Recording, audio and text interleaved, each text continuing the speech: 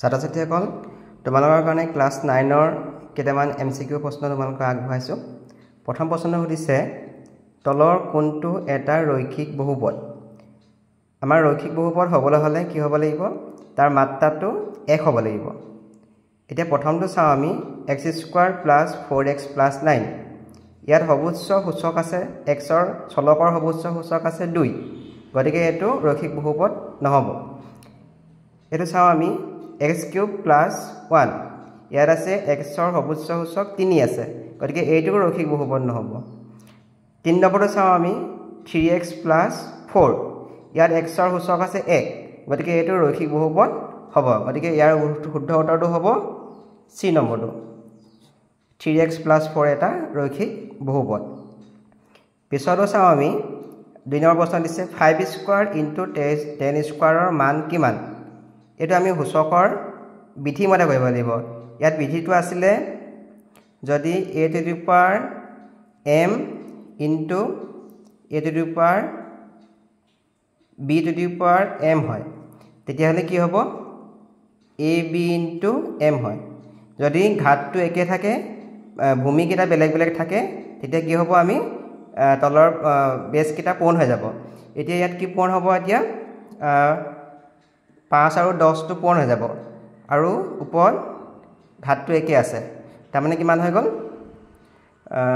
5 * 2 = 50 আৰু স্কয়াৰ 50 ক স্কয়াৰ কৰিলে 2500 হ'ব। গতিকে ইয়াৰ আনসাৰটো কিমান হ'ব 2500। ডি নম্বৰটো শুদ্ধ উত্তৰ হ'ব। তাৰপিছত চাও আমি 3 নম্বৰ প্ৰশ্নটো হৈছে 3x + 4 বহুপদৰ শূন্য হ'ব। আমি কি কৰিম এতিয়া এই বহুপদটো আমি শূন্য হিচাপে ধৰি লম 3x + 4। যদি আমি চাও 3x + 4 = 0 তেতিয়া কি হ'ব 3x টো হ'ব -4 হৈ যাব। 3x কিমান হ'ব -4 গতিকে x ৰ মানটো হ'ব -4/3 হ'ব। x ৰ মানটো হ'ব কিমান হ'ব শুদ্ধ উত্তৰটো হ'ব C নম্বৰটো -4/3। পিছৰ প্ৰশ্নটো হৈছে আমাৰ p⁶ + 2p⁹ + 4 বহুপদৰ মাত্ৰা কিমান। ইয়াত আমাৰ চলকটো আছে p। প্ৰথম পদটোত আছে p ৰ সূচক হৈছে 6 আৰু একেবাৰে 2 নম্বৰ পদটোত আছে p ৰ সূচক হৈছে 9 গতিকে ইয়াৰ সৰ্বোচ্চ সূচকটো হ'ল 9 গতিকে এটো বহুপদৰ মাত্ৰাটো হ'ব 9। ডি নম্বৰটো আমাৰ শুদ্ধ উত্তৰ হ'ব। 5 নম্বৰ প্ৰশ্নটো সুধিছে তলৰ কোনটো ধ্ৰুৱক বহুপদ। ধ্ৰুৱক বহুপদ হ'বলৈ হলে কি হ'ব লাগিব তাৰ যেটো পদ থাকিব হেতু ধ্ৰুৱক সংখ্যা হ'ব লাগিব। প্ৰথমটো চাও আমি x + 10 এটো ধ্ৰুৱক বহুপদ নহয় এটা x এটা চলক আছে। 3y + 9 এটো আমাৰ ধ্ৰুৱক বহুপদ নহয় আৰু 4 + p এটো ধ্ৰুৱক বহুপদ নহয়। ডি নম্বৰটো হ'ব আমাৰ ধ্ৰুৱক বহুপদৰ এটা উদাহৰণ। 6 নম্বৰে সুধিছে 27 to the power -2/3 মান কিমান হ'ব। এতিয়া আমি 27 টো যদি আমি ভাঙো টো ভাঙো তেতিয়া হ'ব 3 3 3 3 তিনিটা পূৰণ কৰিলে কিমান হ'ব 27 তাৰ মানে কি 3 to the power 3 মানে 27। এতিয়া আমি 27 to the power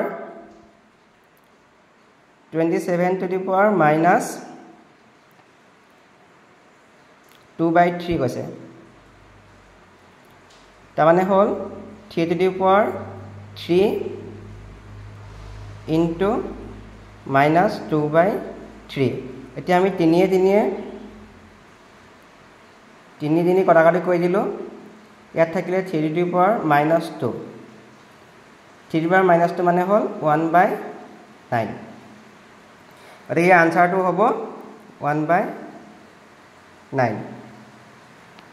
7 নম্বৰটো কৈছে 2a³ into 2a³ b² c⁴ whole square মান কিমান হ'ব। আমি এটো স্কয়াৰ কৈছে আমি যদি 2 যদি স্কয়াৰ কৰো কিমান হ'ব 2 স্কয়াৰ কৰিলে 4 হ'ব আৰু a⁴ হোল স্কয়াৰ কৰিলে ওপৰৰ সূচককেইটাৰ লগত এই পাৱাৰটো হোল স্কয়াৰটো পূৰণ হৈ যাব গতিকে 3 × 2 = 6 হ'ব a⁴ 6 হ'ব আৰু বি টু দি পাৱাৰ 4 হ'ব 2 লগত 2 পূৰণ কৰিলে 4 হৈ যাব আকৌ চি লগত 4 পূৰণ কৰিলে 4 2 গুণ 8 হৈ যাব গতিকে উত্তৰটো হ'ব 4 a to the power 6 b to the power 4 আৰু c to the power 8 গতিকে বি নম্বৰটো আমাৰ শুদ্ধ উত্তৰ হ'ব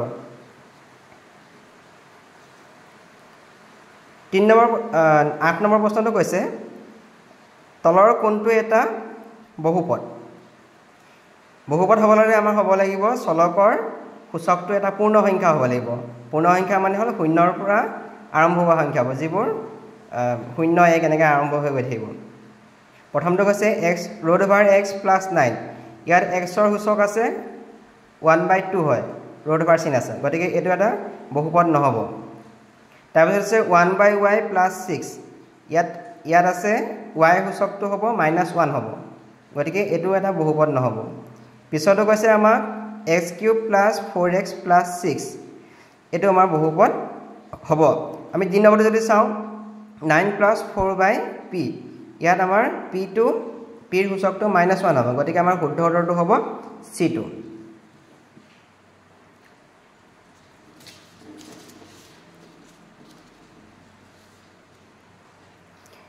একেবাৰে শেষতো সুধিছে এটা অশূন্য ধ্ৰুৱক বহুপদৰ মাত্ৰা কিমান এইটো তোমালোকৰ প্ৰায় পৰীক্ষাত দি থাকে 9 নম্বৰ এই প্ৰশ্নটো তোমালোকৰ দি থাকে এটা অশূন্য ধ্ৰুৱক বহুপদৰ মাত্ৰা কিমান আমি অলপ দি আগতে আলোচনা কৰিছিলোঁ তলৰ কোনটো এটা ধ্ৰুৱক বহুপদ মই লিখিছিলোঁ যে 8টো এটা ধ্ৰুৱক বহুপদ আমি যিকোনো সংখ্যা ল'ব পাৰোঁ বা 4 ল'লোঁ 4টো এটা ধ্ৰুৱক বহুপদৰ উদাহৰণ হ'ব আমি সূচকৰ বিধিমতে পাইছিলোঁ কি a to the power 0 মানে 1 আমি 4 লগত কিবা এটা সংখ্যা পূৰণ আছে বুলি ধৰি লৈছোঁ তাৰমানে 4 into x to the power 0 কৰিলেও 1 হ'ব এতিয়া চোৱা ইয়াত আমাৰ x ৰ সূচকটো কিমান হৈ গ'ল 0 গতিকে এটা অশূন্য ধ্ৰুৱক বহুপদৰ মাত্ৰাটো হ'ব কিমান 0